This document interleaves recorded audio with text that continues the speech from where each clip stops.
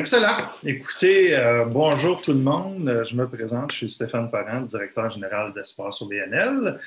Écoutez, certains d'entre vous connaissaient déjà Espace OBNL ce matin. Pour ceux qui ne nous connaissent pas, notre mission dans la vie, c'est d'inspirer, rassembler et informer les gestionnaires d'OBNL à travers tous les secteurs et à travers la province. Écoutez, ce matin, particulièrement fier de ce rendez-vous. C'est notre 8e ou 9e rendez-vous, je pense, mais celui de ce matin a une saveur bien particulière. C'est l'aboutissement d'un projet qu'on a commencé, si ma mémoire est bonne, début février, qui aboutit ce matin, qui est le dévoilement des résultats de notre enquête multisectorielle sur les OBNL, qu'on appelle OBNL+. OBNL+, c'est quoi? C'est une première enquête multisectorielle sur la rémunération globale des gestionnaires. Ce qu'on a évalué dans cette enquête-là, c'est 19 postes de gestion à travers les 14 secteurs d'OBNL, dans les 17 régions administratives. On a ramené ça à 16 parce qu'on en a regroupé. Je dois avoir une mention très particulière avec nos partenaires de cette enquête-là, qui sont les gens de chez Normandin-Beaudry. Je vais laisser Jérôme et Philippe se présenter dans 2 minutes, mais je veux surtout mettre de l'avant l'expertise qu'on a eu la chance de bénéficier à travers ce projet-là avec les gens de Normandin-Beaudry. Je dois préciser que ce sont des experts de la rémunération et ce n'était pas leur première enquête. Nous, c'était une première pour nous, mais pas pour eux. Donc, on a beaucoup apprécié la collaboration. Ça a été absolument essentiel. Vous allez voir à travers les résultats, ils vont vous amener des notions comparatives qui vont être assez intéressantes. Avant de passer à la présentation et aux présentations de nos experts invités, juste revenir un petit peu sur le contexte. Pourquoi on a lancé cette étude-là, puis un peu aussi vers quoi on veut se diriger avec ça. Je pense que l'essentiel de toute la démarche, parce qu'il existe certaines données dans certains secteurs, je pense entre autres à la super enquête du comité sectoriel de main-d'œuvre en économie sociale et en action communautaire qu'on ne peut pas négliger, mais qui était très limitée dans le secteur puis qui excluait certains éléments, certains groupes comme les gens en développement économique, comme les gens en tourisme, pas nécessairement tous le tourisme, mais les gens en philanthropie aussi pure n'étaient pas nécessairement, ne se retrouvaient pas dans ces données-là. L'autre élément aussi, c'est qu'on a eu beaucoup de questions à travers les 2 dernières années de la part de différents gestionnaires sur des données pour être capable de faire des comparatifs et aussi d'être complémentaires aux données sectorielles existantes. Je sais que l'Alliance touristique a fait une étude, je sais qu'il en existe aussi une dans les associations en loisirs. Donc, il y a différentes études qui existaient, mais rien qui était nécessairement comparable en tant que tel. L'autre élément aussi vers lequel on veut aussi amener cette étude-là, c'est de servir d'outil dans le cadre des enjeux de pénurie de main-d'œuvre pour être capable de mieux se positionner. On a fait une étude uniquement sur les gestionnaires.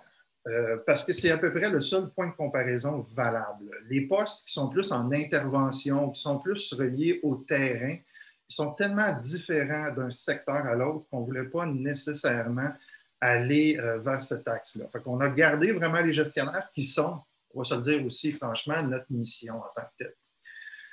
Dans les réalités qu'on observait, c'est aussi un manque de connaissance de la part des administrateurs quand il est le temps, entre autres, de rémunérer ou de préparer la rémunération des directions générales. Fait que ça, je pense que c'est un élément qui est très important sur lequel on va amener des outils. Il y a un manque de comparaison aussi, puis un manque d'information pour être capable de se comparer. Puis quand je dis se comparer, c'est aussi tous les éléments de mouvement latéral. Donc, un gestionnaire qui veut changer de secteur, un gestionnaire qui veut changer de région ou qui veut changer de grosseur d'organisation, l'information qui était disponible n'était pas nécessairement facile à trouver. Dans certains cas, il y en avait, dans d'autres cas, il n'y en avait tout simplement pas. Fait qu'on veut se positionner pour amener des solutions à ces enjeux-là en tant que tels. Avant de commencer à vous présenter les outils Pinstitute, je vais laisser mes 2 amis qui sont avec moi ce matin, Jérôme Côté et Philippe Lompré, se présenter, puis un petit peu expliquer votre background par rapport à la rémunération et aussi aux OBNL en tant que tel. Merci Stéphane. Jérôme Côté, je suis associé chez Normandin-Beaudry. Je travaille dans le domaine de la rémunération et de la gestion des ressources humaines depuis plus de 25 ans. Évidemment, c'est toutes ces années-là. J'ai travaillé aussi en organisation, donc pas seulement en consultation. Ça m'a amené à faire de nombreux projets là, de révision de structure salariale, de développement de programmes d'intéressement, de révision aussi, de rémunération d'équipes de direction. Donc, c'est un peu mon background. On est vraiment heureux d'avoir pu réaliser cette enquête-là avec vous. Nous aussi, on avait énormément de questions de la part d'organisations du secteur des OBNL sur la rémunération. On était souvent dans des situations où on ne pouvait pas beaucoup les aider parce que, comme tu le mentionnais, il n'y avait pas tant d'informations ça qui étaient disponibles. Donc, je pense que maintenant, on a quelque chose qui est vraiment solide, qui va permettre là, à tous les dirigeants d'OBNL et leur CA là, d'avoir quelque chose pour mettre de l'avant des politiques, des pratiques de rémunération là, qui peuvent être compétitives. Là. Voilà. Merci Jérôme. Philippe? Bien, encore une fois, merci pour l'invitation aujourd'hui, Stéphane. Oui, moi, Philippe Lompré, je suis associé aussi dans la pratique de rémunération chez Normandin Baudry. Moi, je suis en consultation depuis maintenant près de 20 ans. Moi, je suis actuaire de formation, donc j'ai travaillé plus dans l'équipe d'assurance collective en début de carrière chez Normandin Baudry. Et par la suite, nous avons développé notre équipe de rémunération. Puis j'ai beaucoup aimé ce volet-là de la rémunération globale. Donc, je me suis spécialisé dans les 10-12 dernières années en rémunération. Plus spécifiquement dans l'analyse comparative d'une organisation par rapport à son marché de référence. Donc, beaucoup de sondages par rapport au marché et aussi en termes de conception de structure salariale pour ces organisations-là. Un volet un petit peu plus développé dans l'équipe aussi de mon côté, du côté des OBNL, donc l'accompagnement de plusieurs CA au niveau de la rémunération de la direction générale dans les dernières années. Donc, pour moi, cette enquête-là s'insérait parfaitement là, dans les choses que l'on fait tous les jours chez Normandin Baudry. Oui, puis je pense que c'est peut-être d'entrée de jeu, c'est important de dire que ce n'est pas votre première enquête. Point chez Normandin Baudry. Vous avez d'autres comparatifs, là, entre autres une sur les PME et le milieu privé, là, qui va permettre d'ajouter à la conversation ce matin, puis peut-être sans nécessairement faire des comparatifs, peut-être faire des éléments au moins pour placer le contexte là, par rapport à ce qui se fait dans le restant du marché. D'autres éléments. Je rajouterais à ça, oui, je rajouterais à ça tout simplement, c'est que notre clientèle est très diversifiée, si on peut dire ça comme ça. On a des clients dans chacun des secteurs, dans les régions administratives du Québec, ainsi de suite. Et nos enquêtes, que ce soit des enquêtes pour le volet global, plus global en termes de type d'emploi, donc des emplois qui sont plus corporatifs ou des emplois spécifiques dans ce qu'on appelle nos enquêtes sectorielles, nous permet d'avoir un regard sur les différents aspects de la rémunération. Puis aujourd'hui, mais si on est capable de faire des parallèles avec ça, on va le faire, moi puis Jérôme, au fur et à mesure. Excellent. Écoutez, je pense que c'est important de vous expliquer. Il y a une question qui vient de sortir, si le document de présentation va être disponible. Écoutez, le document tel quel, non. Ce qui va être disponible, là, je vais vous parler des déclinaisons de l'enquête. Aujourd'hui, on rend disponible l'infographie. Vous allez voir, on va vous la présenter, et le sommaire exécutif général, qui reprend une grosse partie des informations globales.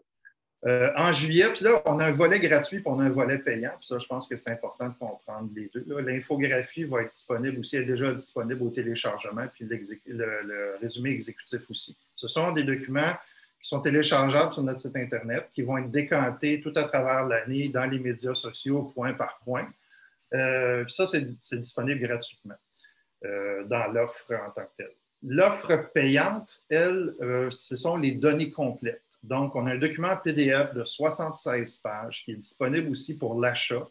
Et il y a une tarification spéciale pour les organisations qui ont participé et qui nous ont donné leurs coordonnées. Parce qu'il faut comprendre que certaines organisations qui ont décidé de le faire de manière anonyme, ces gens-là n'auront pas nécessairement accès à la tarification particulière.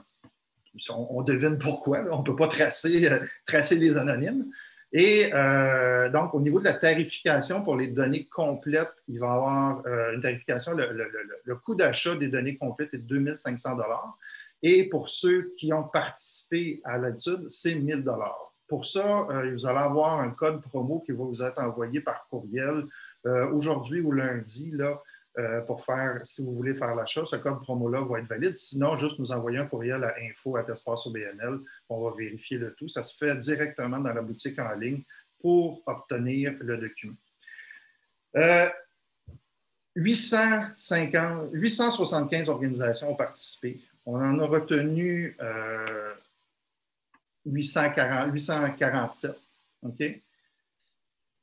Je pense que c'est important de dire, de placer ça, ce nombre-là, Jérôme, Philippe, là, dans ce que vous voyez normalement dans le contexte, puis ce que ça vous a fait, ce que ça vous a amené comme information chez Normandin-Beaudry, aussi sur les besoins du secteur. Puis on va parler de l'offre de service après qu'on a développée conjointement par rapport à ça. Ben, en fait, c'est un bon point, Stéphane. Nous, quand on a commencé à avoir des discussions avec vous pour faire ce genre d'enquête-là, on se demandait, bon, combien à peu près de participants on devait s'attendre d'avoir. Nous, il faut comprendre que notre enquête qu'on fait annuellement depuis 10 ans, qui s'appelle REMUN, qui vise l'ensemble des organisations à travers le Canada, ça tourne alentour d'à peu près 400 participants. Les enquêtes sectorielles qu'on a fait dans le passé, ben, ça varie, évidemment varie dans le secteur. Nous autres, on se disait, si on va chercher là, 200-300 organisations, on va avoir quelque chose d'intéressant, reconnaissant évidemment la très grande diversité des organismes des organisations OBNL à travers le Québec. On a été agréablement surpris de voir la réponse. Évidemment, nous, ce qu'on en retire de ça, c'est qu'il y avait clairement un besoin. Il y avait clairement un besoin d'avoir de l'information puis partager cette information-là auprès des différentes directions d'OBNL au Québec. Fait que c'est vraiment pour nous un grand succès. Bon, il faut faire attention d'un point de vue statistique. Est-ce que c'est représentatif, pas représentatif? On n'a pas nécessairement, là, on n'est pas en mesure de dire si ces chiffres-là sont représentatifs de tout le secteur des OBNL au Québec, mais clairement, 847 organisations, ça donne des données qui sont très crédibles là, sur lesquelles on peut se baser là, pour développer des politiques ou des programmes de rémunération. Oui, effectivement.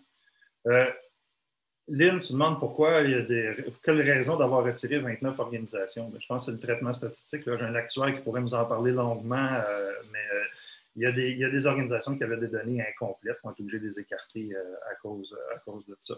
Philippe, parle-nous donc un peu de l'offre de service qui est développée et qui va être disponible avant qu'on tombe après ça dans les chiffres vraiment là, en tant que tel. Oui, absolument. En fait, le rapport complet, dans un premier temps, c'est un rapport complet. Donc, on juge que vous allez avoir suffisamment d'éléments là, pour pouvoir regarder ou comparer la rémunération chez vous de la direction générale puis les différents directeurs et directrices. Mais il y a quand même la possibilité ou des enjeux de manque d'information, comme tu as évoqué tantôt, Stéphane, de l'information salariale sur certains aspects ou même en termes de meilleures pratiques. C'est souvent ça les demandes que l'on a, c'est de voir un peu comment on gère la rémunération, c'est quoi les meilleures pratiques, c'est quoi les règles de l'art de la gestion de la rémunération. Donc, nous, ce qu'on pourrait faire à la suite, bien, si on veut aller au-delà du rapport général ou des données complètes, c'est vraiment à 4 niveaux.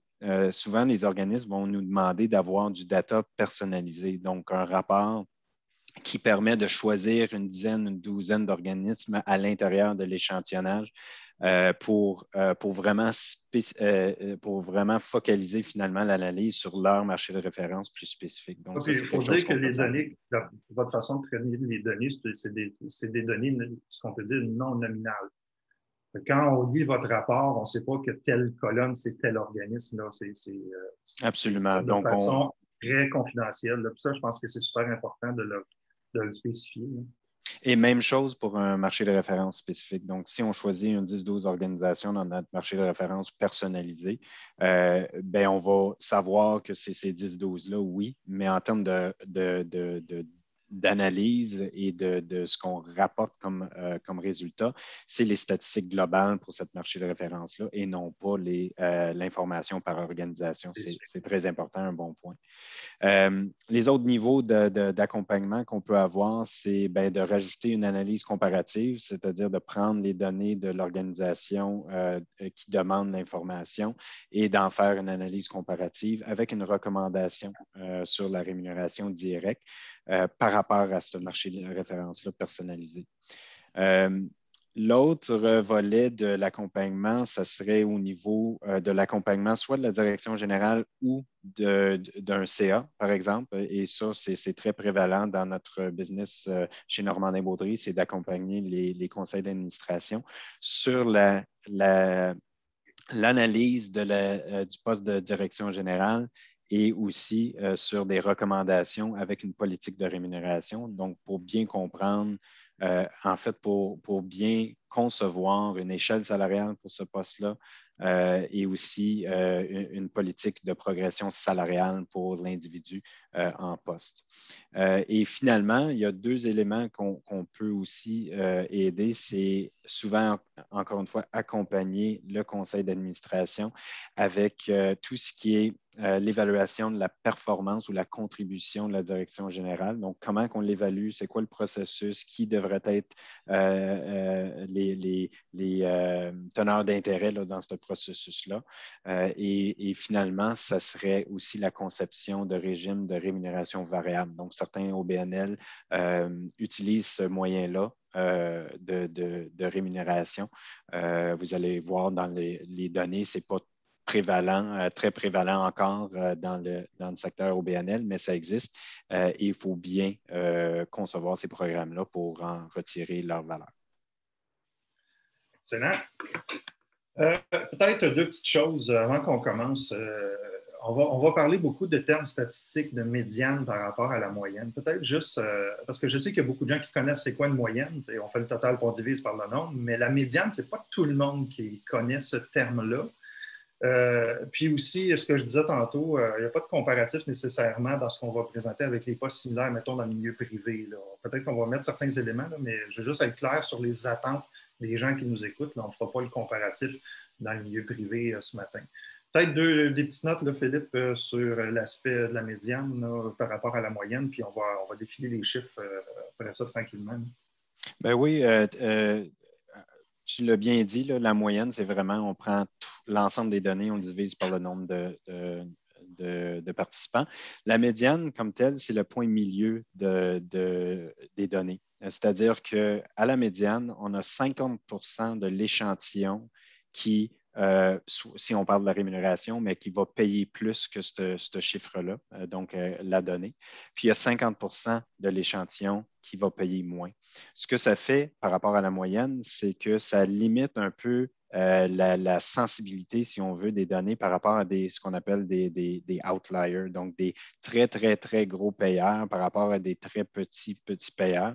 À ce moment-là, on limite l'effet de ces données-là. Dans l'échantillon, puis même dans l'échantillon que l'on a pour les OBNL, on a certains OBNL qui sont de grande taille et qui tirent la moyenne vers le haut, tandis que la médiane reste assez stable. Donc, c'est une donnée qui permet de limiter justement l'effet de ces organismes-là. Excellent. Commençons. Je vais y aller pour les 2-3 premières parce que c'est relativement global. C'est un petit peu la première présentation, c'est la répartition des 847.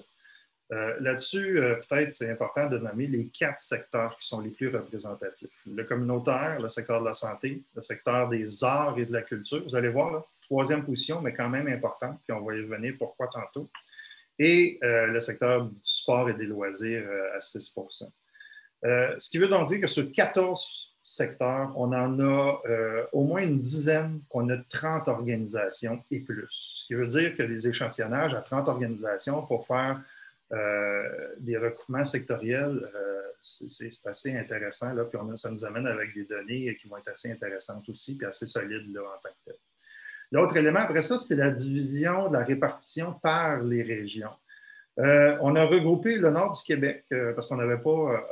là, quand je dis nord du Québec, là, c'est la partie... On l'a ramené avec la Abitibi-Témiscamingue pour être capable de faire des recoupements. Puis ce sont des régions qui, administrativement parlant, vont partager beaucoup de services publics aussi.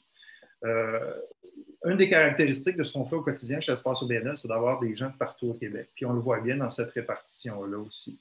Donc, je pense que c'est important de pouvoir le voir.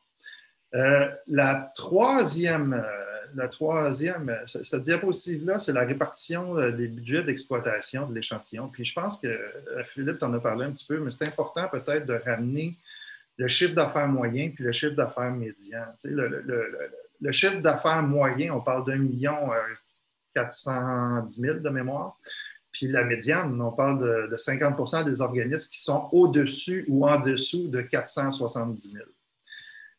Puis c'est quand même important de parler de ceux qui sont à plus de 1,8 million parce qu'il y en a quand même une centaine, ce qui n'est pas négligeable, je pense, là, à ce niveau-là, là, en tant que tel. Ben, c'est là qu'on voit un peu, comme tu disais, Stéphane, la polarisation un petit peu de l'échantillonnage, où est-ce qu'on a énormément de petits organismes et on a quand même un nombre important d'organisations de plus grande taille.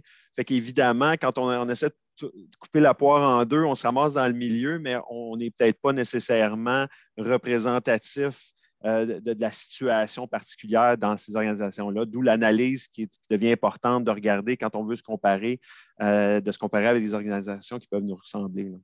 Oui. Puis peut-être ce qui est important de dire aussi, c'est que cette répartition-là d'un secteur à l'autre, elle est relativement similaire. Là. Il n'y a pas des secteurs où il n'y a aucun gros organisme, il n'y a pas de secteur où c'est juste des petits ou ainsi de suite, là, ou inversement. Là. Donc, je pense que c'est important de le nommer à ce niveau-là aussi. Cette même analyse-là peut se faire aussi au niveau de la taille de l'entreprise ou de l'organisation en fonction du nombre d'employés. Vous avez 90% là, qui sont en bas de 25 employés, quelque chose comme ça. Là. Donc, c'est les mêmes résultats. Là. Donc, le nombre, je pense que si on tombe dans de pouvoir regarder les données en tant que telles, on va commencer avec le nombre d'années d'expérience et le niveau d'éducation moyen. Je pense que la donnée qui est la plus importante là-dedans, c'est celle qu'on avait déjà dans notre portrait de communauté, c'est celle qu'on additionne au niveau du niveau d'éducation, c'est qu'il y a. Puis là, au niveau des postes de direction, on a quand même 38% des postes de direction qui ne demandent pas d'études universitaires de premier cycle complété, donc moins d'un bac. Donc, 38%, on avait du 40, nous, traditionnellement, puis ça, c'est assez caractéristique. Là. Dans le milieu privé, Philippe, on est loin de ça, là, si ma mémoire est bonne. C'est certain au niveau de notre couche là, de directeur et plus en termes de qualification académique, là, baccalauréat, c'est un minimum, ce que l'on voit là, dans le privé. Les portraits sectoriels, puis il y a 2-3 petites questions que je vais répondre. La première réponse, c'est que le premier élément, c'est la tarification. Je pense que, premièrement, il y a beaucoup d'informations que vous allez avoir dans le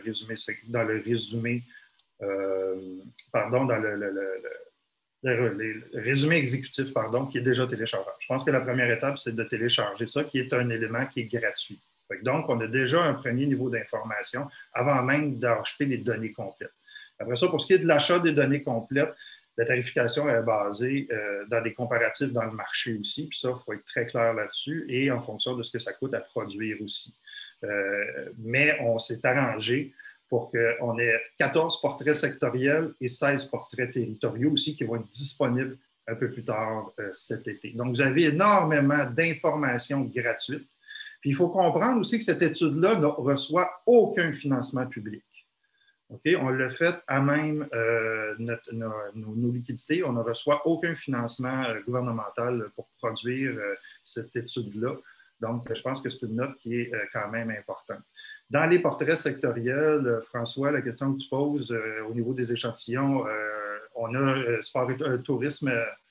Je l'avais tantôt là, au niveau de la répartition, là, mais on pourra regarder pour ceux qui ont des organisations de type regroupement, les possibilités de refaire des analyses spécifiques, effectivement.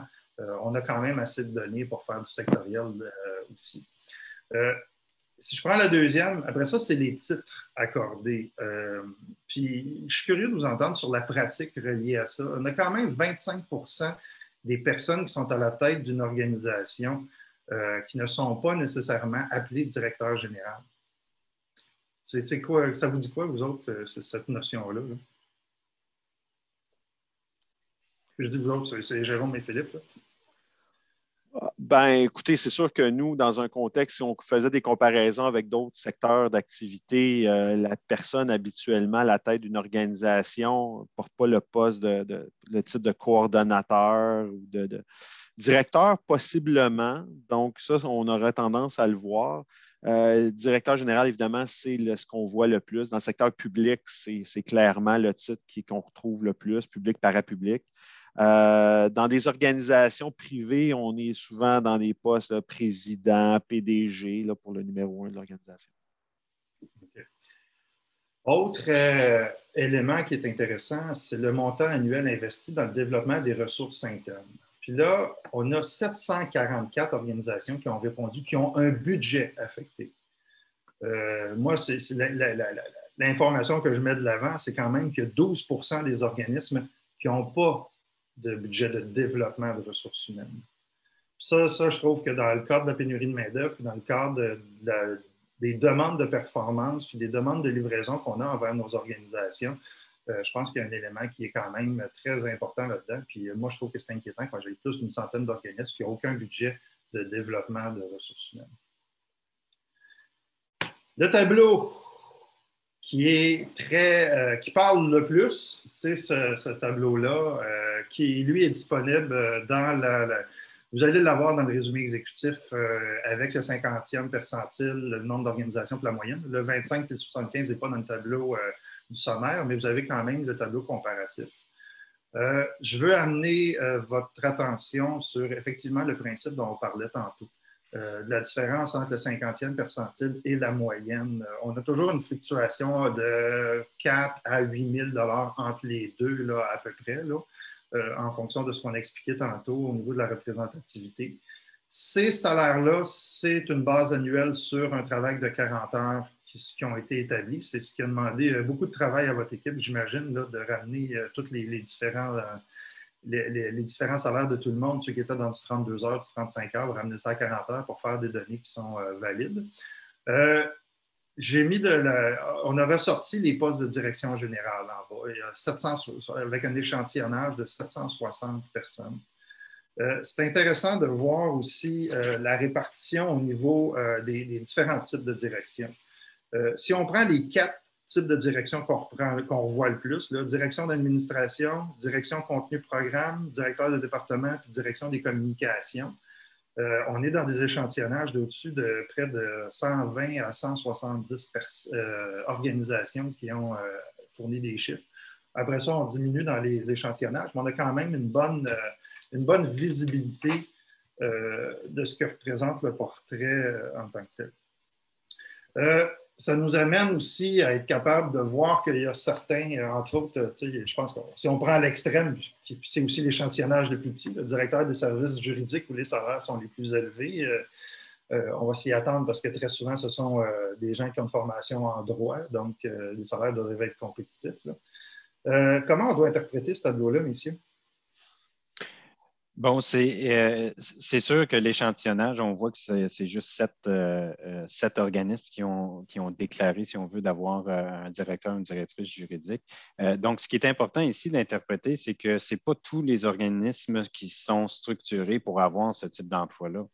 Ce qu'on a remarqué dans le data, c'est que dans les données, c'est que c'est uniquement des organisations pas mal plus grosses là, qui ont la capacité d'avoir cet emploi-là.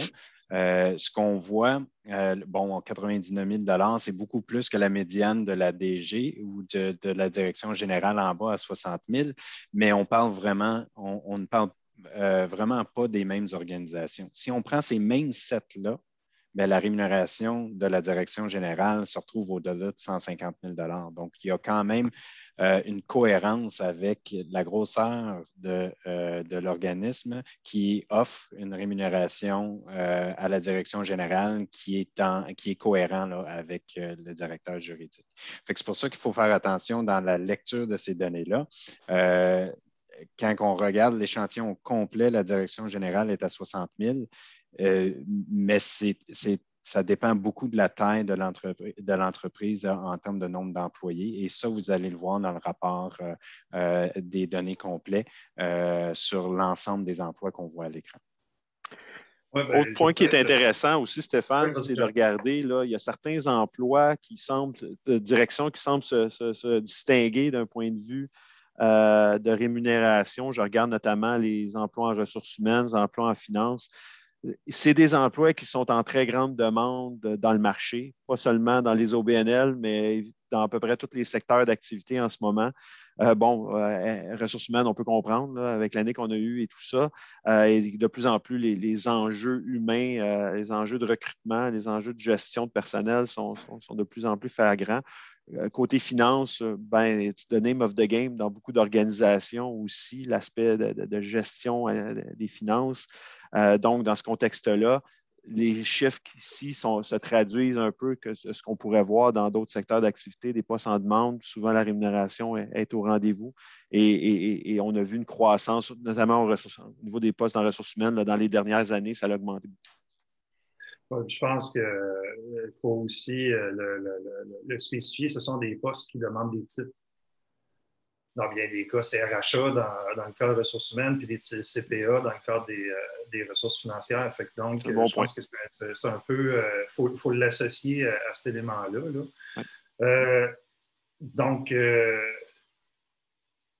Chantal pose une question, c'est quoi qu'est-ce qu'un directeur de développement et un directeur de développement RH, financement, milieu communautaire, fait presque tous les postes. C'est justement, on revient à l'élément d'échelle, puis on revient à l'élément d'équipe. Il y a des directions générales qui vont faire tout le travail, mais il y a d'autres types d'organisations, puis dans tous les secteurs, ce n'est pas propre au milieu, c'est pas quelque chose qui est étranger au milieu communautaire. On va avoir des équipes, puis c'est ces postes-là qu'on voulait aussi être en mesure d'évaluer en tant que tel, je pense. François, ta question, on va la répondre un petit peu à travers, je vais vous présenter un peu ce qu'on vous présente dans le rapport complet, c'est chaque poste, vous allez avoir la répartition en fonction du nombre d'organisations. Vous allez avoir les chiffres généraux, puis après ça, vous allez les avoir en fonction du secteur d'activité selon les données qui ont été données. Si on regarde, par exemple, poste de directeur intervention, c'est seulement présent dans 3 secteurs. Vocation environnementale, organisme communautaire, secteur de la santé. Après ça, on a la répartition.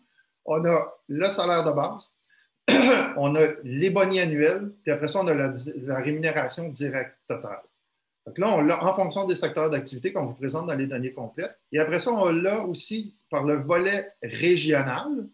Donc, capitale nationale, la Nodière, ainsi de suite. Donc, ça, c'est les régions qui nous ont été, où des organismes ont répondu. Et après ça aussi, on l'a par taille d'organisation.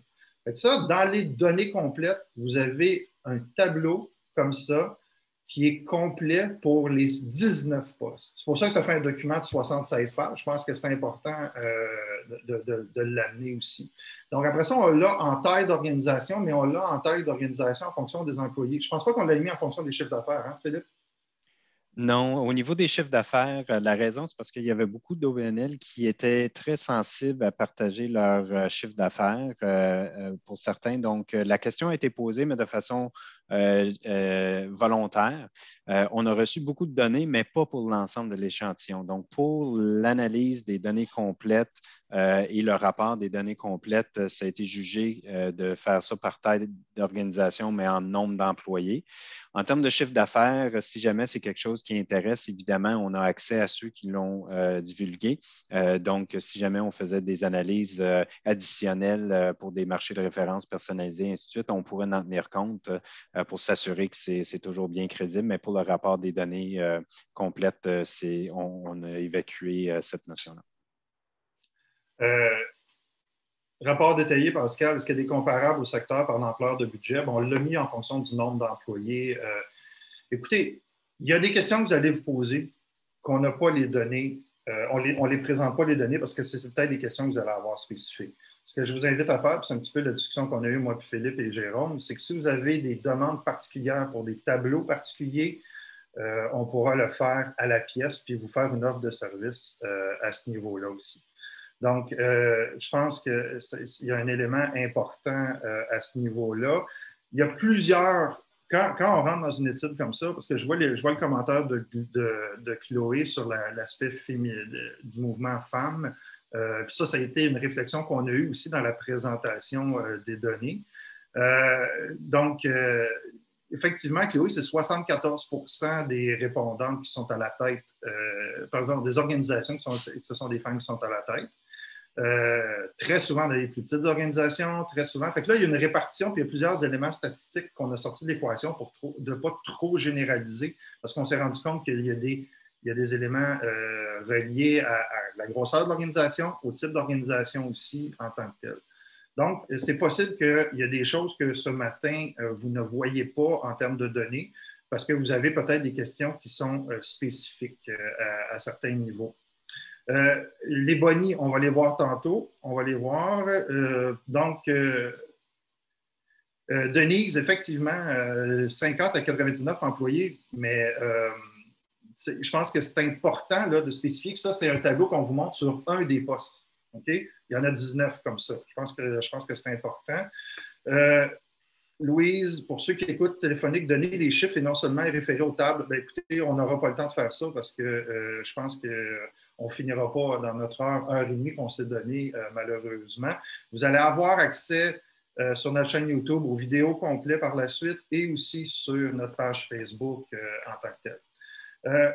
Au-delà de ça, je pense, vous l'avez dit tantôt, le budget d'exploitation, c'est un élément qui est prédominant, qui va faire varier la rémunération globale. Là. Je vais peut-être présenter les quelques chiffres qu'on a dans les ajouts de tableau que vous avez sortis cette semaine. Là.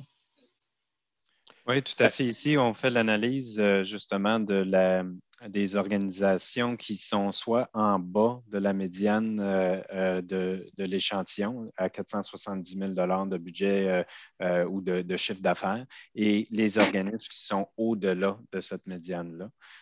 Pourquoi qu'on rajoute ça ici? Encore une fois, c'est parce que dans les données complètes, on a par taille nombre d'employés, mais pas par chiffre d'affaires. Fait qu'on voulait montrer ici que si on prend l'échantillon de ceux qui sont en bas du 470 000, on a quand même une bonne différence par rapport à la médiane qui est publiée dans le rapport de 60 000 pour le DG ou la DG à 53 000. Et on voit de l'autre côté, on a une rémunération plus près de 86 000 pour la direction générale. Donc, on voit beaucoup de variabilité, encore une fois, dans les échantillons par rapport à la taille de l'entreprise. Donc, ça, c'est important à considérer. Autre chose, je pense que ça résume un peu aussi selon le nombre d'employés. On a un peu la même répartition aussi. Exactement. Puis, en termes de nombre d'employés, comme on mentionnait tantôt, je dirais la plupart des organisations participantes sont en bas de 25 employés, quasiment plus de 90 et donc, le 8 employés ici est représentatif comme médiane pour l'échantillon, mais on voit très rapidement que quand on commence à avoir 25, 50, 100 employés dans notre organisation, que la rémunération est influencée. Oui, puis ça, quand je parlais d'éléments comparatifs entre les ampleurs, c'est un peu à ça que je faisais référence en introduction. Si vous partez, si vous êtes dans un organisme qui avait 5 employés, puis vous postulez à un poste où il y en a 25, je pense que ça fait partie des éléments qu'il faut prendre en considération lorsqu'on fait ce changement-là aussi. L'autre élément aussi, c'est je pense qu'on dans ce tableau-là, on voit vraiment là, en fonction du budget d'exploitation, les salaires de direction générale et les salaires de direction vraiment. Oui, ben c'est une autre façon de le présenter, là, Stéphane. Le 90e centile, en fait, c'est le top 10 des organisations qui sont dans notre échantillon. Donc, le budget d'exploitation, évidemment, est plus gros. Bon, avec le bémol qu'on a dit tantôt qu'on n'a pas l'information pour toutes les organisations, mais pour celles qu'on l'a. Puis, on voit là, quand on passe là, du simple au double là, au niveau de la rémunération, par rapport au bottom 10, donc les 10 des organisations les plus basses au niveau du budget d'exploitation, la rémunération est largement impactée par la taille de l'organisation. Et ça pour la direction générale et aussi pour les autres types de directeurs, parce qu'on va le voir plus tard, là, il faut qu'il y ait aussi une forme de cohérence entre ce qu'on paye notre DG et ce qu'on va se payer, on va payer nos autres postes de direction, et évidemment les autres employés en dessous. Oui, puis il y a quand même un écart important. C'est justement l'écart de salaire entre le directeur général versus les salaires de direction. Il y a comme une bonne marche entre les deux. Puis ça, je m'attendais. Honnêtement, ça fait partie de mes surprises. Je m'attendais à ce que les postes qui soient en dessous ne soient pas si loin que ça, mais il y a comme un bon delta entre les deux. On parle de 25 de médiane ou 44, là, dépendamment, supérieur aux autres directions. Là. Je pense que c'est important. Peut-être une ou deux petites questions avant de continuer. Serge, est-ce qu'il y a beaucoup d'OBNL qui payent leur DG par le biais d'une subvention? Il y a beaucoup d'OBNL qui ont des subventions, oui, mais ce n'est pas nécessairement leur seule source de revenus. Puis ça on n'a pas nécessairement analysé la provenance. On a une répartition. Dans le tableau complet, vous allez, dans les données complètes, on ne les présente pas ce matin, mais vous avez un tableau sur la distribution des revenus par rapport au salaire. Ça, je pense que, mais il n'y a pas nécessairement de lien de cause à effet. L'autre élément, vous allez voir, on va les regarder tantôt, les années, l'expérience, là, puis je pense qu'on va passer d'autres éléments, mais là, on a beaucoup de données à vous montrer, puis il y a des choses assez intéressantes là-dedans. Peut-être, on va parler, messieurs, de bonification, parce que c'est quelque chose qui est peu répandu, mais qu'on entend beaucoup parler au niveau public. Donc, je pense que peut-être parler de la bonification. Tu sais, on a seulement 22 organisations sur les 800 quelques qui ont un boni à la signature, puis seulement 2 qui offrent des commissions. Vous en pensez quoi? Pas surprenant pour nous parce qu'évidemment, ces formes de rémunération-là peuvent être associées dans certains cas à des choses qui peuvent être subjectives, liées à des éléments là, qui ne sont pas nécessairement quantifiables, mesurables, mais clairement, puis là, on présente ici le bonnet de signature. Si on regardait les données liées à la commission ou même des bonis annuels, c'est quand même quelque chose qui n'est pas nécessairement très présent dans les contextes d'OBNL et qu'on voit dans le secteur privé de façon très, très régulière. Là. Il y a énormément d'organisations du secteur privé qui vont offrir de la bonification, de la rémunération variable. C'est moins le cas dans d'autres types d'organisations, cependant, là, quand on regarde des organisations du secteur public, parapublic, évidemment, organisations syndicales, les municipalités, les universités, la bonification, c'est moins présent. Ça l'a déjà été un peu plus à une certaine époque, je dirais que depuis un certain nombre d'années, au gouvernement notamment, on a complètement abandonné cette forme de rémunération-là. Donc, ça dépend avec qui on se compare. C'est sûr que si on essaie d'attirer des gens dans une organisation, puis le marché offre ce genre de rémunération-là, puis on les attire dans une organisation qui n'a pas cette forme de rémunération-là, bien, peut-être des fois, à un moment donné, on va être obligé là, de compenser d'une certaine façon, peut-être dans le salaire, peut-être ailleurs, pour être capable, parce que, bon, pour des postes de direction, là, dans le privé, on est pas rare d'avoir du 10, du 15, même du 20 de boni annuel. Fait que dans ce contexte-là, ça commence à être gros, 20 d'écart ou 15 d'écart, surtout si cette rémunération variable-là est payée annuellement. Là. Un élément important de ce côté-là, c'est aussi la perception de ce type de rémunération-là, c'est-à-dire une perception souvent chez les OBNL, c'est que c'est un cadeau qu'on donne à la fin d'année pour un titulaire, tandis que un programme de rémunération variable bien monté, c'est un programme qui crée de la valeur et donc on reconnaît la création de valeur et c'est ça qu'on essaie de faire quand on conçoit ce type de programme-là pour assurer qu'à la fin de l'année, on n'a pas cette perception-là. Ça veut dire qu'on reconnaît qu'on a atteint certains objectifs importants pour la stratégie de l'organisme. Autre donnée, le processus formel d'évaluation des membres de la direction. C'est quand même intéressant de voir que 32 on a 32 qui n'évaluent pas leur membre de direction. Ça, je pense que c'est peut-être une lacune sur laquelle il va falloir travailler. Après ça, un code d'éthique formel au sein de l'organisation. Il y aura 21 qui ne l'ont pas. Puis moi, je serais curieux, peut-être une donnée qu'on pourra comparer, c'est combien d'organisations ont un code d'éthique au niveau des administrateurs, mais qui ne s'est pas étendu nécessairement aux employés non plus. Puis là, on est plus dans l'élément qui va devoir être considéré à moyen par long terme. On va tomber dans les autres éléments d'avantage. L'offre de régime d'assurance collectif. Là, écoutez, là, on a du travail à faire. 55 n'ont pas de régime d'assurance collective. Puis après ça, la répartition de ceux qui en ont, c'est 50-50. Peut-être deux petites notes là-dessus par rapport au restant du milieu, au milieu plus privé. Philippe, on en parlait tantôt avant de rentrer en ordre.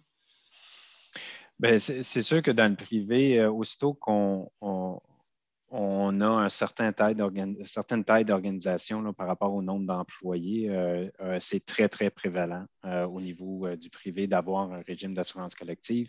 Un peu comme Jérôme l'a mentionné tantôt, ça devient un élément d'attraction aussi, là, ou même un minimum parce que tout le monde offre ce type de régime-là. Bien, moi aussi, je dois l'offrir. Ça fait partie d'une offre de rémunération globale, je dirais typique sur le marché privé. Ce que l'on voit ici dans le sondage, c'est que les 55 qui ont dit non à ça, c'est très lié à la taille de l'entreprise. Vous allez voir dans les données complètes là, que c'est des OBNL en bas de 25 employés, c'est pas mal là qu'on voit qu'il n'y a pas ce type de régime-là. Oui. Puis au niveau de la répartition des coûts, on est un peu dans ce qu'on voit dans le restant du marché aussi. Au niveau du partage des coûts, c'est 50-50, peu importe. Je dirais, il y a peu de variations là, au niveau de l'échantillon comme tel. Donc, ceux qui offrent de l'assurance collective, c'est sensiblement 50-50 qui est là pour le partage des coûts. Au privé, c'est un petit peu plus élevé. Ce qu'on voit là dans nos autres enquêtes, là, on est à la hauteur là, de plus 60 payés par l'employeur. Je pense que si on va dans les protections offertes aussi, il y a quand même une bonne variation, puis il y a quand même une bonne répartition. On vous les met à titre indicatif pour que ça vous donne une idée aussi de ce que vous pouvez inclure dans vos régimes, ce qui peut faire partie des avantages aussi. Surtout, parallèlement, là, je vais peut-être vous l'annoncer, peut-être un peu en primeur, on va avoir cet automne beaucoup de contenu sur les assurances. Là. On s'est rendu compte qu'on recevait beaucoup de questions, fait qu'on va arriver cet automne avec plusieurs éléments de contenu sur le volet des assurances pour démystifier un peu tout ce qu'on voit là aussi. Là. Je rajouterais, Stéphane, excuse-moi, oui, là-dessus. Ce qui ressort ici, c'est à la page précédente. Les assurances maladies graves et les comptes de soins de santé, c'est quand même des prévalences plus élevées que l'on observe sur le marché du privé. Donc, je trouve ça intéressant que même à l'intérieur des OBNL, pour ceux qui offrent ce type de protection-là, ben, ça leur permet de se distinguer par rapport au marché parce que c'est vraiment plus élevé ce qu'on voit sur le marché comme tel. Peut-être, effectivement, oui, pas Marie-Christine, il y a un spectateur anonyme qui dit est-ce qu'on comprend qu'il y a plus de 400 organismes qui n'offrent rien de ça ou c'est qu'ils n'ont pas répondu, c'est qu'ils n'offrent pas les assurances collectives? Il y a beaucoup d'organismes, surtout dans les petits, qui n'ont pas. Puis ce qu'on apprend aussi dans les dernières semaines, nous, c'est qu'il y a d'autres formats que les assurances collectives. Il y a d'autres produits d'assurance qui peuvent faire partie de la rémunération là, au niveau d'assurance individuelle et d'assurance personnelle aussi, où il peut y avoir une contribution d'employeur, ainsi de suite. Sur le régime de retraite, là écoute, je pense que 64 pas de contribution au régime de retraite. Ça vous dit quoi, ça, messieurs? En fait, le 64 c'est offrir un véhicule de régime de retraite ou d'épargne retraite. Donc, c'est très bas, surtout parce qu'on a des lois qui au Québec, là, on parle de la loi sur les RVER, donc toute organisation d'une certaine taille doit offrir au moins un véhicule d'épargne retraite. On le voit dans le tableau plus bas, là, le régime volontaire d'épargne retraite RVER, il est à 20 c'est-à-dire qu'il y a 20 de l'échantillon qui offre un régime de retraite ont été vers ce véhicule-là. Mais c'est bas. Donc, il y a du travail à faire. Quand on regarde les employeurs de taille de 10 employés et plus dans l'échantillon, le chiffre de l'offre d'un régime de retraite augmente quand même. C'est à peu près 50 mais il y a du travail encore à faire là, pour être certain qu'on met ces régimes-là en place. Oui, on a beaucoup de travail à faire de ce côté-là pour être capable de d'avoir un secteur qui va être plus compétitif aussi par rapport au secteur privé à ce niveau-là. Je pense que justement, là, la prévalence des avantages sociaux va peut-être me présenter les chiffres que vous avez sortis. En fait, la question qu'on se posait, nous autres, c'est de dire est-ce que la présence d'avantages sociaux, que ce soit au niveau de l'assurance collective, que ce soit au niveau de la retraite, est-ce que c'est lié au fait, est-ce que c'est lié à la rémunération? C'est-à-dire que plus j'ai des moyens de payer des bons salaires, plus j'ai des moyens d'offrir ces programmes-là. Puis la réponse, c'est oui. C'est quand on regarde là, au sein des organisations et on regarde les salaires, puis les moins bons payeurs, c'est ceux qui offrent aussi moins de ces programmes-là, alors que quand on regarde les meilleurs payeurs au niveau des salaires, bien là, on retrouve beaucoup plus de la présence de ces programmes d'assurance collective-là ou de véhicules d'épargne ou de retraite. C'est-à-dire que on aurait pu penser que ça aurait pu être utilisé pour compenser, c'est-à-dire si on a des moins bons salaires, mais on offre une bonne assurance collective, bien, on réussit un peu à compenser à quelque part puis d'être attractif dans une organisation, mais ce n'est pas le cas qu'on a ici. C'est vraiment, il y a un lien entre les salaires et l'offre de rémunération globale qui est plus large. Et ça, je vous dirais que c'est un phénomène que nous, on voit aussi là, dans d'autres secteurs de l'économie. C'est-à-dire que plus une organisation a les moyens de payer des bons salaires, plus ils ont aussi des moyens d'offrir les autres éléments de rémunération globale. On n'a pas nécessairement, là, parce qu'on a eu une question là-dessus tantôt, on n'a pas nécessairement mesuré les éléments qui ne sont pas mesurables, tu sais, comme les journées chômées ou les éléments de télétravail qui étaient si importants au niveau de la conciliation travail-famille, qui pouvaient faire partie, dans certains cas, de la rémunération, qui maintenant, c'est des arguments qui sont moins... En fait, le défi avec ça, Stéphane, c'est de mettre une valeur à ça. On a compilé des informations là-dessus en termes de fréquence, c'est-à-dire qui l'offre, c'est quoi les vacances, c'est quoi les jours, puis on les a, les congés fériés, tout ça.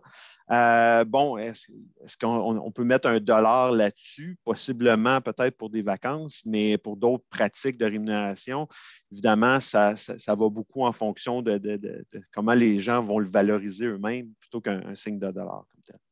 Oui, puis c'est souvent des choses qu'on accorde, mais qui ne sont pas dans les politiques, puis qui ne sont pas nécessairement dans les contrats de travail non plus. Possible. Oui. Des fois, c'est parce que je sais que quand on a eu certaines questions face au questionnaire, certains sont arrivés avec ça. Puis il y a peut-être aussi un manque d'uniformité là-dedans aussi. Peut-être justement, on va arriver au nombre de vacances, aux jours fériés, puis ainsi de suite. Là, peut-être là-dessus, le nombre de jours fériés accordés par année. Est-ce que vous auriez de l'information, du comparatif par rapport à ça? Puis peut-être juste définir c'est quoi le jour férié aussi. Là, quand j'en vois 12, ça intègre quoi dans la notion? Là, le 24 juin, Noël? Peut-être juste aider un petit peu les gens à comprendre ce que c'est, là, les journées fériées. Bien, c'est les congés statutaires là, et aussi certaines autres journées comme le lendemain de Noël, le lendemain du jour de l'an, et ainsi de suite. Donc, je pense qu'au Québec, on a 7 ou 8 journées statutaires. Puis là, par la suite, c'est est-ce qu'on offre le lendemain à certaines organisations vont aller au-delà de ces minimums-là. Donc, à la médiane, ici, on voit 11 journées fériées et ce qui est très en ligne avec ce qu'on voit sur le marché en termes de congés fériés. C'est exactement pareil à la médiane du privé, ce qu'on observe. Puis dans l'autre tableau, on parle plus des vacances. Comment je veux dire, négocie ou on établit le nombre là, de jours de vacances, est-ce qu'on a une analyse sur les années de service seulement? C'est-à-dire, je suis dans l'organisation depuis maintenant 5 ans, donc j'ai X nombre de semaines de vacances, ou est-ce que je tiens compte finalement de l'expérience de l'individu antérieur, donc dans d'autres emplois? À ce moment-là, quelqu'un pourrait, ça fait 5 ans que je suis dans l'organisation, mais ça fait 20 ans que je suis dans le secteur. À ce moment-là, est-ce qu'on tient compte de ces 15 ans de plus-là là, pour établir les vacances? Ce qu'on voit chez les OBNL ici, c'est 72%, c'est juste les années d'expérience seulement. Puis au point de Jérôme tantôt, là, d'essayer de trouver des façons de se distinguer par rapport aux autres, c'est justement une place qu'on est capable de le faire, de dire, ben, on va tenir compte de votre expérience antérieure. C'est une bonne chose pour pouvoir se distinguer et donner un petit peu plus de vacances aux gens. Oui, je pense que ça, c'est un élément qui, les vacances sont souvent, puis on va arriver au point du temps supplémentaire, parce que très souvent, les vacances sont des fois, on a des données, sont très souvent constituées de temps reporté dans bien des cas, ou de temps chômé, non payé aussi. Ça, c'est des pratiques peut-être qu'on va devoir. Il y a quelques éléments, là, juste donner des contextes là, sur des questions qui sortent. Là. Denise demande, est-ce que vous avez de l'information sur le nombre d'organisations qui ont des syndicats? Ce n'est pas quelque chose qu'on a pris en considération dans cette étude-là. On aurait dû, quand il y aura une prochaine étude, moi je pense que, parce que j'ai appris pendant la durée du questionnaire qu'il y avait peut-être un petit peu plus d'éléments à ce niveau-là. Il y a plus d'organismes que je pensais. Je pense au Cosmodome que j'ai appris dernièrement qui était syndiqué, et certains musées qui sont d'anciennes institutions para-universitaires qui sont syndiqués que j'ai appris aussi. Donc, je pense que c'est une évaluation qu'on va faire dans une prochaine étude. Est-ce que l'échelle de vacances s'applique au DG ou toutes les RH? Bien, théoriquement, ça devrait être une politique. On l'a questionné comme ça, comme étant une politique. Si ce n'est pas le cas, c'est peut-être justement que vous faites partie des organismes qui n'avaient pas de politique de ressources humaines où il y a des traitements différents selon les postes. Je pense que ça, c'est un peu le premier volet d'une politique, c'est de l'uniformisation des pratiques. Puis je vois, là, quand on travaille un peu la gouvernance, on se rend compte que les politiques sont très absentes et les politiques de ressources humaines, très souvent aussi, c'est les premières à ne pas être présentes aussi. Donc, peut-être là, un petit peu plus la durée de la semaine normale de travail. Je trouve ça quand même drôle, cette réponse-là, puis vous allez voir pourquoi avec la slide d'après.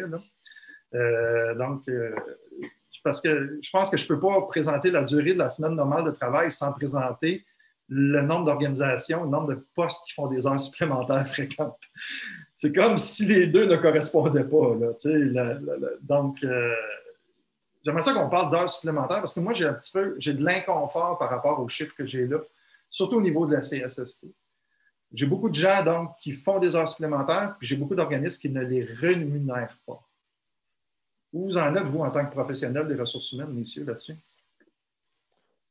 Écoute, dans certains cas, Stéphane, on dirait que des fois, la législation et la pratique est quand même assez distinctive. C'est surprenant, mais le cas des heures supplémentaires en est un beau cas. La loi sur les normes est quand même assez claire. Il existe une notion d'exempter. C'est sûr que le premier dirigeant d'une organisation, de façon générale, les normes n'obligent pas à payer les heures supplémentaires pour ces postes-là. Ça devient un peu moins clair à mesure qu'on descend dans l'organisation. Puis de façon générale, je pense que les heures supplémentaires devraient être compensées d'une façon ou d'une autre. Mais pour les cadres, je dirais, dans la pratique de nous, ce qu'on voit chez nos clients, beaucoup de cadres ne paient pas d'un point de vue de politique, ne remboursent pas ou ne paient pas pour les heures supplémentaires. Ça ne veut pas dire qu'il n'y a pas des arrangements qui sont faits hors politique. C'est-à-dire qu'il y a beaucoup d'organisations qui vont gérer ça un peu comme du donnant-donnant, c'est-à-dire des gens qui vont avoir travaillé plus fort dans certaines périodes de l'année, puis on va leur donner là, un arrangement gré à gré entre le gestionnaire et l'employé. Ben, part plus tôt aujourd'hui ou prendre une journée de congé à nos frais. Tu sais, il existe ce genre de façon de gérer ça aussi dans les organisations qui sont hors politique. Évidemment, quand ce n'est pas une politique, c'est vraiment au gré de comment les gestionnaires peuvent le gérer. Ça peut être vu comme subjectif dans certains cas, mais ça existe. Là, voilà. Philippe, tu veux-tu rajouter quelque chose? C'est parfait. Parce que le volet des vacances, il y a quelqu'un qui parle, qui dit justement que dans le secteur culturel, en tout cas dans son organisme, ils font une bonification des salaires en rajoutant des semaines de vacances payées dès l'entrée en poste. On le voit, je pense c'est un secteur où les vacances vont être assez valorisées aussi, je pense, à ce niveau-là, là, au niveau des pratiques, au niveau du nombre de semaines de vacances payées, puis du nombre de journées mobiles payées aussi. C'est ça qu'on voit là, dans quelques commentaires, j'ai vu passer aussi. Là, il y en a beaucoup qui vont compenser en donnant plus de vacances. D'ailleurs, sur les vacances, on a quand même par rapport, je dirais, au marché général, là, une politique de vacances pour le OBNL qui ressemble très, très près de ce qu'on voit ailleurs. Par contre, de plus en plus, on voit le marché général offrir 3 semaines après un an. Et je vois encore 2 semaines là, pour les OBNL. Donc, est-ce que le fait d'aller hors politique et de compenser des vacances pour du temps supplémentaire, c'est quelque chose qui fait en sorte qu'on augmente le nombre de vacances pour ces gens-là? Mais je voulais juste ressortir le fait qu'en termes de politique, là, au tout début de carrière, c'est bas un peu.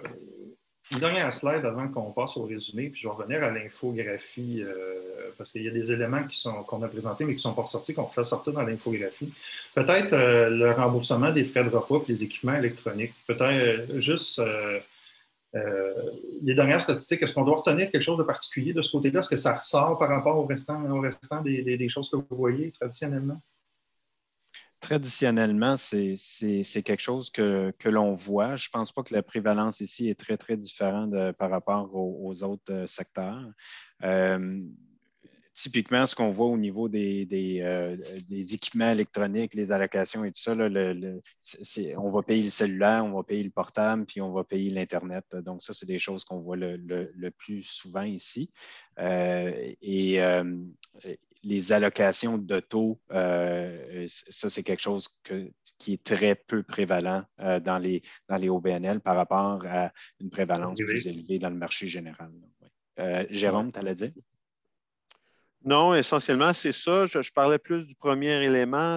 Selon un montant maximum, la notion de per diem est très, très, très utilisée dans des contextes publics, parapublics. Le remboursement de dépenses, donc avec preuve, c'est quelque chose qui est plus fréquent dans le secteur privé.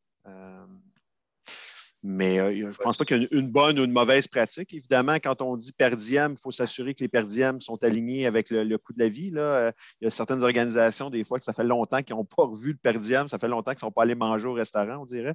Parce que ça...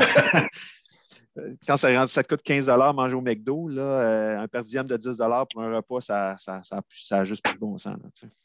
Oui, mais c'est un autre problème. Là, on n'est pas allé dans la profondeur de ce qu'on trouve dans les politiques, mais ne serait-ce aussi que moi, je vois aussi des taux variables. Si tu es DG, tu reçois tant du kilomètre. Si tu es un employé de tant du kilomètre, puis c'est pas les mêmes taux. Ça aussi, c'est certaines pratiques-là. Oui, l'essence coûte le même prix pour tout le monde. C'est ça. Pas le même prix à tout le monde. Les administrateurs aussi, des fois, peuvent avoir une différence à ce niveau-là. Je pense qu'il est important à dire ici, c'est que au niveau des résultats et les données complètes que vous allez dans le rapport des données complètes, ça aide dans l'analyse comparative par rapport au marché pour l'ensemble de l'offre de rémunération globale. Puis ça, c'est important dans le sens qu'on peut être au marché par rapport à la rémunération, mais s'il manque tellement de choses au niveau de l'enveloppe globale, bien, c'est là qu'on va avoir plus de défis d'attraction ou de rétention avec la main-d'œuvre de notre direction. Et l'autre élément, c'est cette analyse-là, plus de l'offre globale, nous permet de voir mais comment on peut se distinguer par rapport aux autres. Ça ne veut pas dire juste parce qu'il y a 70% des organismes qui offrent ce type de politique, cette politique-là, qu'on doit l'offrir, mais au moins de savoir que c'est offert à ce niveau-là nous permet de choisir, bien, peut-être nous, on va offrir d'autres choses et ça va nous permettre de se distinguer par rapport au marché. Mais, tu sais, moi, j'ai changé un petit peu mon fusil d'épaule par rapport aux discussions reliées au recrutement. Puis ce que j'ai commencé à dire à certains DG, à certains gestionnaires, c'est que c'est plus l'organisme qui choisit un candidat, c'est le candidat qui choisit un milieu de travail. Puis si ces politiques-là sont absentes, puis quand je parlais de manque d'éducation, de beaucoup de conseils d'administration, tu sais, des fois, moi je vois des recrutements où on est au moins pire candidat et non pas au meilleur. Puis il y a souvent une corrélation qu'on n'a pas dans nos chiffres, une corrélation qu'on pourrait élaborer en hypothèse et qu'on n'arrivera jamais à prouver. C'est toujours le lien entre une personne performante, bien rémunérée, et à quel point elle va pouvoir contribuer à l'augmentation de la valeur de l'organisme, puis que ça va faire un bienfait qui va aller au-delà de sa rémunération globale aussi. Moi, je vois beaucoup l'effet inverse, par contre, des gens qui sont mal rémunérés, qui ne sont pas nécessairement dans les bonnes places, puis qui font que les organismes plafonnent parce qu'il leur manque cet élément-là. Je pense qu'on ne peut pas dissocier la croissance du milieu social, la portée des missions, de comment on rémunère nos employés, puis comment on les valorise aussi. Parce que aussi ça, c'est un peu ce que je trouve un peu triste, puis je voyais certaines des interventions, il y a un monsieur qui parlait de dire hey, ça nous prendrait une association pour revendiquer. Quand tu es dans ce stade-là, c'est quel message ton conseil d'administration te passe aussi comme travailleur aussi. Ça, c'est quelque chose qui m'inquiète dans plusieurs organisations, dans plusieurs secteurs.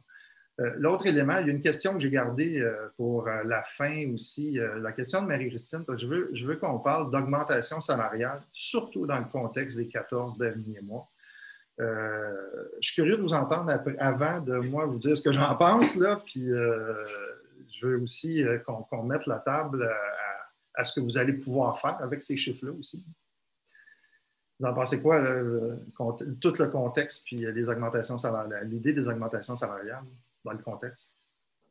Je peux peut-être m'essayer, Philippe, tu pourras compléter. Évidemment, nous, on fait une enquête annuelle sur les prévisions d'augmentation de salaire. Donc, à l'automne, on publie ces informations-là. On sollicite les organisations en début d'été pour voir c'est quoi leurs intentions par rapport aux augmentations. Puis évidemment, quand on sort avec ces données-là, d'autres consultants font le même ouvrage que nous. Certains ordres professionnels font ce même genre d'enquête-là. Puis ça tourne toujours à l'entour un peu des mêmes chiffres, là, peu importe qui a fait cette recherche-là. Évidemment, ce qu'on a observé l'année passée, c'est que entre les prévisions ou les intentions des employeurs puis ce qui s'est vraiment arrivé, il y avait quand même des écarts importants, beaucoup plus qu'en temps normal. Donc, certaines organisations ont été négativement impactées par la pandémie. Ils ont été obligés de revenir sur leurs orientations puis diminuer leurs augmentations. D'autres organisations ont maintenu quand même. Puis il y a une question de timing, là, à quel moment ils ont donné leur augmentation. Mais pour ce qui s'en vient, évidemment, quand on regarde le contexte économique général, le prix des denrées n'a pas baissé, l'inflation s'est maintenue, le rythme économique global s'est maintenu. Je veux dire, le salaire, c'est aussi pour ça, c'est pour maintenir le pouvoir d'achat des organisations. On ne peut pas donner l'argent qu'on n'a pas. D'un autre côté, il faut être conscient là, que dans le monde en général, ce n'est pas toutes les organisations qui ont été impactées de la même façon par la pandémie, puis qu'il y en aura dans certains cas qui vont se retrouver dans des situations, je dirais, favorables, et eux, ils ne se gêneront pas pour augmenter les salaires, ce qui pourrait avoir tendance à creuser les écarts entre eux et les organisations, peut-être qui ont eu plus d'enjeux avec la pandémie. Donc, ça risque d'être un petit peu inéquitable là, dans ce qu'on va voir dans le marché. Philippe, toi, tu penses? Tout à fait. Je suis en accord, excuse-moi, avec ce que Jérôme a mentionné. Au niveau des OBNL, dans notre enquête de l'année dernière, c'était à la hauteur de 2,5 % les augmentations de salaire. Ça inclut l'augmentation des structures puis aussi le budget total. On met à jour ces résultats-là, comme Jérôme a mentionné, à tous les ans et on devrait envoyer le sondage cette année, probablement fin juin, où ça arrive très bientôt. Donc, avec une publication sur notre site Internet en septembre. Début septembre. Donc, je vous invite en fait de revenir vers notre site Internet sur Normandin Beaudry pour pouvoir aller chercher cette donnée-là. Ça va vous aider là, dans la suite. Si ma mémoire est bonne, vous aviez participé à l'étude de 2019 du regroupement des services aux associations. Puis en 2019, on parlait dans le milieu des OBNL, dans ce secteur-là, qui était plus ce secteur sport-loisir, il ne faut pas se le cacher, là, parce que c'est le RLSQ qui mène cette étude-là. On était dans des optiques de 2,7, autour de 2 points. Tu parles de 2,5, mais ma mémoire, je l'ai relu cette semaine, l'étude, il me semble que la mémoire, là, c'était autour de 2,7. Exactement. Donc, ça c'était encore une fois des prévisions. Le 2,5 ici tient compte de quelques différences d'échantillons aussi. C'est ça, c'est pré-COVID. Et ça ici, ce qu'on a avec le 2,5, c'est après, je dirais, Noël. Donc, on a un peu plus de gens qui ont pu se prononcer là-dessus. Donc, beaucoup d'organisations avaient prévu des gels de salaire au tout début de la pandémie.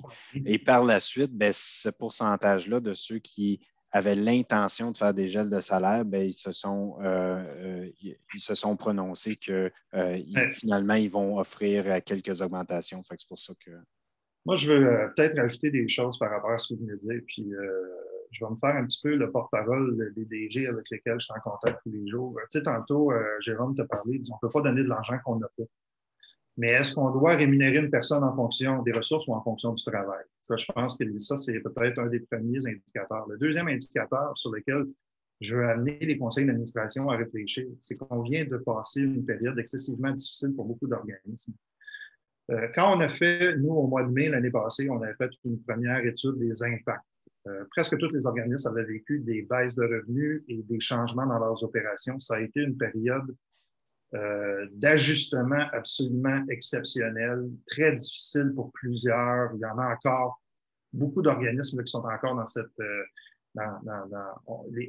tout le secteur communautaire est en augmentation. Le secteur touristique, c'est on ferme, ça s'allonge. Il y a beaucoup de secteurs qui vivent encore les impacts et que c'est dur sur les équipes. Donc, l'idée de l'augmentation, la question que j'amène, je n'ai pas la réponse, je veux juste amener à la réflexion, c'est est-ce que les employés, malgré le surplus de travail qu'ils ont fait, doivent subir la diminution? Mais c'est sûr qu'on ne peut pas donner de l'argent qu'on n'a pas. Est-ce que les autres éléments de rémunération peuvent entrer en ligne de compte? Mais je veux surtout qu'on réfléchisse à la valorisation puis au message qu'on passe en tant que conseil d'administration envers nos employés dans cette période-là où c'est eux qui ont tenu les organismes à bout de bras. Ce n'est pas les administrateurs qui ont fait le travail, ce sont principalement les employés. C'est les employés qui sont en intervention. L'autre élément aussi qu'on ne peut pas sortir de l'équation, il y a des organismes, puis beaucoup, qui ont plus d'argent public qu'ils n'en ont jamais eu. Il y a des secteurs où je vois des organismes qui sont dans le positif plus que jamais parce qu'ils n'ont pas eu d'opération, donc ils n'ont presque pas eu de dépenses. Ça aussi, c'est une considération à voir parce que ce sont des cas individuels. Là, on ne peut pas prendre ça de manière globale, l'augmentation. Mais il faut le prendre sur une base individualisée. Puis je pense que c'est des éléments. Puis troisièmement, bien, on ne devrait pas avoir à se poser la question. Ça devrait être intégré dans une politique de ressources humaines, déjà d'avance, sur une croissance prévue. Puis ça, c'est très souvent, c'est un des indicateurs qui vous manque des politiques. Puis là, c'est le chapeau plus gouvernance, puis discours relié aux politiques administratives, au contrat de travail aussi, et au processus d'évaluation. Parce qu'on ne peut pas parler d'augmentation si on n'intègre pas l'augmentation à travers l'analyse du rendement des directions. Ce que je vois, puis les chiffres nous le prouvent, on a quand même une portion d'organisations qui n'ont pas d'évaluation, puis qui n'ont pas de politique de ressources humaines. Donc, à ce moment-là, c'est sûr que quand on arrive avec une idée d'augmentation, on est sur de l'impondérable. Ce n'est pas nécessairement un processus qui sera facile parce qu'on va gérer de l'exception et on ne gère pas quelque chose qui a été pré-réfléchi aussi en tant que tel. Fait qu'il y a encore, dans votre équation d'augmentation, puis dans la question que la dame posait, il y a un élément de gouvernance aussi qui est très grand et d'éducation des administrateurs aussi. Puis j'invite les DG et les directions qui nous écoutent à aussi, je vais vous donner le même discours que je donne aussi à mes intervenants municipaux. Pensez pas que les gens qui tombent dans un conseil d'administration savent de quoi ils parlent. Okay? On ne peut pas penser, pas juste penser, mais imaginer qu'un nouvel administrateur sait dans quoi il s'embarque. Des fois, ça prend un certain accompagnement aussi en tant que tel. Martine, écoute, l'argent public est souvent pour des projets dédiés. Ce n'est pas toujours le cas. Il y a des secteurs, c'est pas ça non plus. Je veux vous revenir sur certaines statistiques qu'on a mis de l'avant dans l'infographie qui va véhiculer. La majorité des chiffres que vous avez là, on vient de les voir, vous allez les voir dans le sommaire exécutif. Je veux surtout apporter votre attention. Nous, on a eu deux surprises particulières qui sont dans l'infographie. Je veux surtout amener votre attention sur les deux graphiques, les deux tableaux de droite. Les régions où la rémunération directe totale moyenne des directeurs généraux, la plus élevée, pas très de surprise, Montréal, capitale nationale, Montérégie. La surprise la plus grande, c'est dans les régions les moins élevées. C'est la région où on rémunère le moins les directions générales, c'est le centre du Québec. Ça, j'ai été absolument très surpris de voir le centre du Québec sortir là, considérant que on s'entend que Drummondville, ville industrielle, Victoriaville aussi, ce sont des villes qui, fiscalement parlant, puis se tirent bien. Fait que ça, j'ai été un peu surpris. La deuxième surprise pour moi, ça a été dans les secteurs. Les secteurs qui offrent les meilleures rémunérations, fondations en premier, associations, corporations professionnelles et ONG. Donc, on est tous dans des moyennes au-dessus du 6 chiffres. On est encore là un petit peu dans le facteur dont on parlait tantôt, souvent des organisations premièrement plus grosses et avec plus d'employés aussi, très souvent, là, si on fait la répartition. Peut-être un peu moins dans les ONG, quoique les ONG aussi, là, parce que c'est souvent des branches locales d'organismes mondiaux. Mais les moins intéressantes, OK, médias communautaires, ça on pouvait s'y attendre, mais le secteur culturel est moins intéressant que le secteur communautaire. Parce qu'on entend depuis des années dans le milieu communautaire des problèmes de rémunération, mais moi, je pensais pas que le secteur culturel sortirait plus bas à ce niveau-là que le secteur communautaire. Fait que ça a été pour moi vraiment des surprises là, de voir le Centre du Québec puis de voir le secteur culturel ressortir comme étant le plus négatif aussi. Sinon, globalement, les statistiques que vous voyez là, c'est des statistiques qu'on vous a présentées tantôt, salaire moyen, avantages sociaux, rémunération de l'organisation, les chiffres globaux de l'organisation. En conclusion, avant qu'on passe aux questions, messieurs, est-ce qu'il y avait différents éléments que vous voudriez peut-être rajouter, vous, s'il y avait des surprises, des choses qui ont ressorti dans l'étude que vous retenez, dans l'enquête, pardon? Ouais, je pense que globalement, ça donne un portrait assez juste. Je pense qu'on l'a dit déjà, prendre le chiffre global puis dire c'est ça qu'on paye les DG puis qu'on paye les différents directeurs, il faut faire attention. Je pense que c'est important de regarder le secteur en particulier. Je pense que c'est important de regarder la taille de l'organisation pour être capable de vraiment trouver là, les bons comparables, le bon niveau de rémunération, parce que c'est quelque chose qui va être qui a quand même un impact important quand ça vient le temps là, de regarder les conditions de travail. Là. Fait que je dirais que c'est ça, mais qu'avec 847 organisations, ça a du poids, là, clairement, là, comme on arrive avec quelque chose qui se tient. Là. Philippe?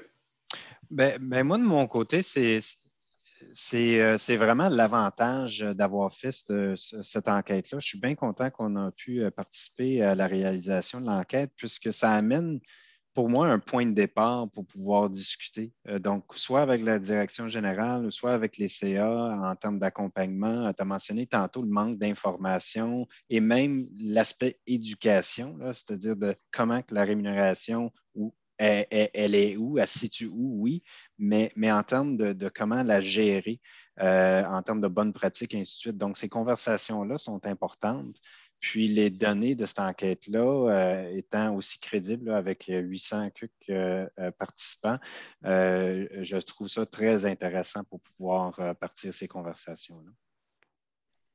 Écoutez, messieurs, je ne sais pas, on a pas mal avancé avec les questions au fur et à mesure. Je ne sais pas s'il y en a qui avaient des dernières questions. On est déjà, ça fait 1h20 qu'on parle de rémunération des gestionnaires. Donc, écoutez, je vous rappelle que vous allez trouver le sommaire exécutif et l'infographie sur le site Internet. Puis on va avoir aussi les sommaires régionaux et sectoriels qui vont sortir un peu plus tard cet été. Vous allez recevoir des courriels là, dès que ça va être à ce niveau-là. Claire, dans les statistiques officielles, le revenu moyen varie de façon importante entre les régions urbaines centrales et les régions périphériques. Oui, c'est normal. C'est une réalité reliée à la présence de sièges sociaux, des grandes industries, effectivement. Est-ce que vous allez envoyer le PowerPoint? Non. Vous allez avoir les résumés qui vont être disponibles. L'étude reprend des données qui sont présentes dans les données complètes que vous pouvez acheter aussi. Donc, je pense que peut-être c'est important de pouvoir spécifier. Écoutez, on reste disponible. Vous allez voir l'information qui est disponible. Si vous avez des besoins spécifiques ou des extractions, comme tantôt je parlais de certaines possibilités au niveau des extractions de données, les chiffres, on les a.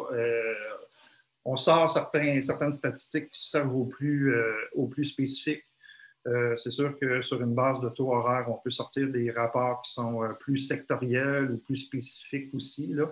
Sauf que, comme tu disais tantôt, Philippe, là, on a quand même un bon échantillonnage pour être capable de travailler. Mon souhait, c'est que ça vous aide globalement, autant dans vos négociations que dans vos embauches. Je pense que c'est la base là, de l'utilisation de ces statistiques-là aussi, puis d'être capable aussi de vous positionner en tant que tel. Dernière question, pas dernière, là, mais oui, mais augmente bien le 2,5 %. Est-ce que c'est une augmentation? Je dis c'est très. On ne peut pas répondre à une question si spécifique sans avoir les états financiers de l'organisme et le contrat de travail d'un employé, je pense. Là, c'est ramener ça sur une base là, en tant que tel. Éric, oui, la vidéo va être disponible dans quelques minutes, quelques heures normalement sur Facebook, mais elle va être disponible sur YouTube une fois qu'on va faire le nettoyage, donc d'ici une semaine ou deux, là, normalement. Donc, si vous voulez la faire circuler à vos conseils aussi, l'information va être disponible en ligne en tant que telle. Finalement, c'est tout comme question. Est-ce qu'il y a des dernières questions? Sinon, je vais vous laisser vaquer à vos occupations. Peut-être une question qui est intéressante. Edith nous demande si on a des politiques de ressources humaines. Pour ceux qui ne le savent pas, on a mis en ligne une dizaine de gabarits depuis 2 semaines. Donc, entre autres, un gabarit de processus d'évaluation, un contrat d'embauche de DG, un mandat de DG, ainsi de suite. Notre objectif, c'est qu'à l'automne, on arrive avec des politiques que vous allez pouvoir obtenir. Pour l'instant, nous n'en avons pas, mais on veut faire ça prochainement. Isabelle, tu demandes pour la gestion 5 de d'OBNL, quel devrait être le pourcentage du chiffre d'affaires versé en salaire? C'est une réponse qu'on ne peut pas répondre parce que selon le type d'opération que vous avez, ça va tellement varier. Puis même 2 organismes, dans sa façon d'accomplir sa mission, il va y avoir des fonctions complètement différentes. Moi, ce que je vous invite à faire, c'est de regarder des organismes similaires aux vôtres, puis de vous faire ce qu'on appelle en bon anglais un benchmark. Donc, des points de comparaison avec des gens qui sont dans votre secteur ou votre territoire. Merci Jean-Pierre pour le commentaire. On remercie à tout le monde votre participation. C'est le fun. On n'a jamais eu autant de questions et de commentaires en tant que tel. Donc, j'espère que vous avez aimé ça. Je vais vous souhaiter une bonne fin de journée. Messieurs, je vous remercie de votre contribution au secteur. C'est plus que votre participation aujourd'hui parce que c'est quand même il faut se le dire, là, vous avez contribué à l'avancement du secteur de manière globale. Là. Je remercie Normandin Baudry vraiment et je remercie aussi C4 Communications là, pour l'aspect graphique de tous les documents. Je pense que c'est important aussi là, quand on a des partenaires qui sont là pour collaborer à faire avancer le secteur en tant que tel. Donc, je vous souhaite une bonne fin de journée. Puis, je remercie aux 212, même plus que ça, parce qu'on avait des gens sur Facebook. On était à peu près 230 personnes, 240 personnes dans les moments de pointe ce matin. Bonne fin de journée. À la prochaine. Merci beaucoup. Puisque vous avez visionné notre vidéo jusqu'à la toute fin, nous vous invitons à visiter notre compte YouTube pour du nouveau contenu à tous les mois. Nous créons des capsules avec des personnes inspirantes pour rapprocher, inspirer et informer les gestionnaires d'OBNL de tous les milieux.